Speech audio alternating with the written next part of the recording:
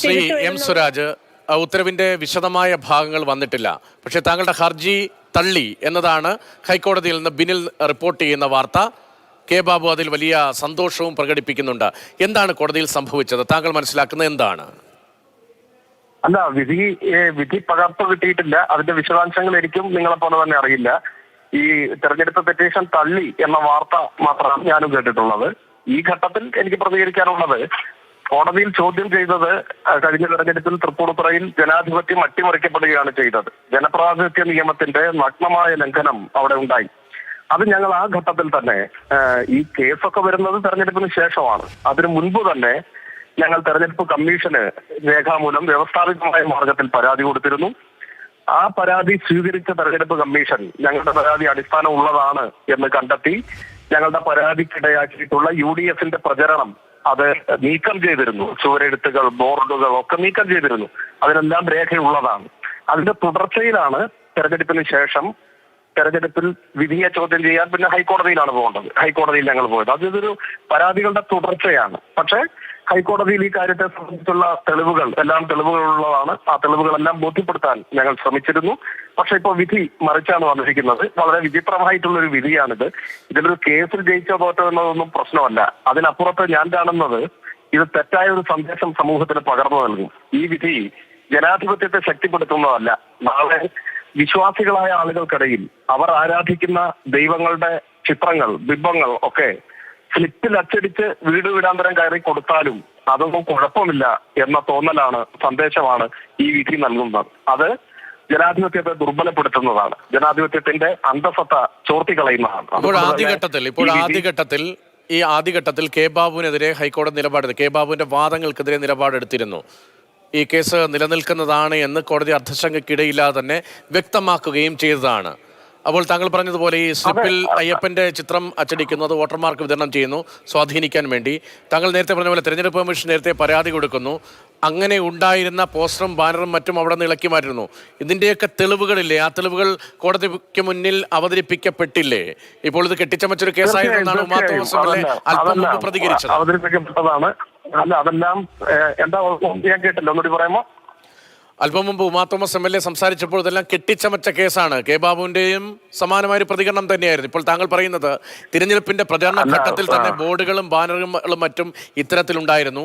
അത് തിരഞ്ഞെടുപ്പ് കമ്മീഷന്റെ ശ്രദ്ധയിൽപ്പെടുത്തിയതാണ്. മാത്രമല്ല, അന്ന് നടപടിയെടുത്തതിന് പിന്നാലെയാണ് ഈ കേസുമായി മുന്നോട്ട് പോയത് എന്നുമാണ്.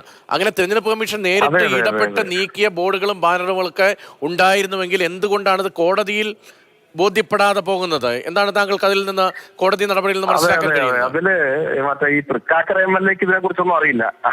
എനിക്ക് മറുപടിയില്ല. കാരണം അവരന്ന് രാഷ്ട്രീയത്തിൽ പോലും ഇല്ല.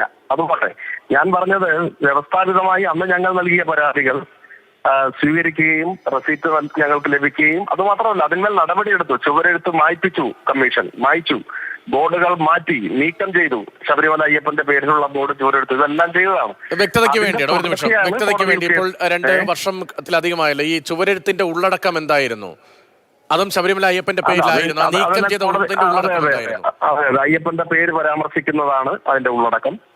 അപ്പോ ബോർഡുകൾ അങ്ങനെയായിരുന്നു. അപ്പൊ ഇതൊക്കെ നീക്കം ചെയ്തു. നീക്കം ചെയ്തതിന്റെ തുടർച്ചയിൽ വന്നിട്ടുള്ള കേസാണിത്. ഇത് ഞാനീ പറഞ്ഞത് സംഭവിക്കുന്നത് തെരഞ്ഞെടുപ്പ് പ്രചരണ വേളയിലാണ്. ഹൈക്കോടതിയിൽ കേസ് സ്വാഭാവികമായിട്ടും തെരഞ്ഞെടുപ്പിന് ശേഷമാണ്. ഇതൊരു തുടർ പരാതികളുടെ ഭാഗമായിട്ട് വന്നിട്ടുള്ളതാണ്. അപ്പൊ ഞാൻ നേരത്തെ സൂചിപ്പിച്ചതാണ് എനിക്ക് വീണ്ടും ആവർത്തിക്കാനുള്ളത്. വിധി ജനാധിപത്യത്തെ ശക്തിപ്പെടുത്തുന്നതല്ല.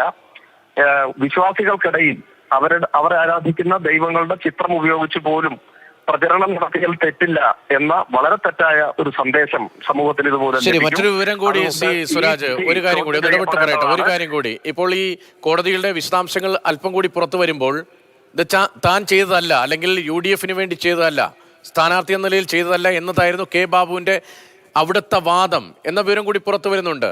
ഒരു ഫാബ്രിക്കേറ്റഡ് സ്റ്റോറി എന്ന നിലയിലാണോ ഇത് കോടതിയിൽ അവതരിപ്പിക്കപ്പെട്ടത്? ഈ വാദങ്ങളുടെ ഘട്ടത്തിൽ എങ്ങനെയായിരുന്നു അതിനെ കെ ബാബു പ്രതിരോധിക്കാൻ ശ്രമിച്ചത്?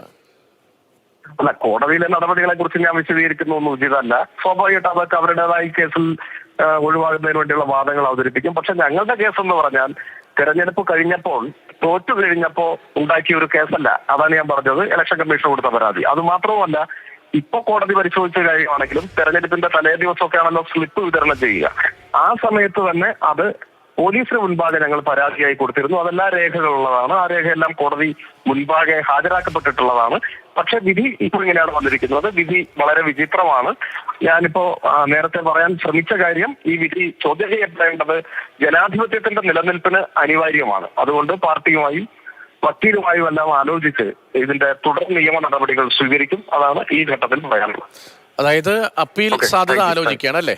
അപ്പീൽ സാധ്യത ആലോചിക്കുകയാണ്. അല്ല, വിധി പകർപ്പ് കിട്ടിയതിനു ശേഷം ആ സാധ്യതകളും മറ്റു കാര്യം നിയമപരമായി തന്നെ ചോദ്യം ചെയ്യാനുള്ള സാധ്യതകളെ കുറിച്ച് ആലോചിക്കും. ശരി, നന്ദി ശ്രീ എം സ്വരാജ്, ഇത്രയും കാര്യങ്ങൾ പ്രതികരിച്ചതിന്.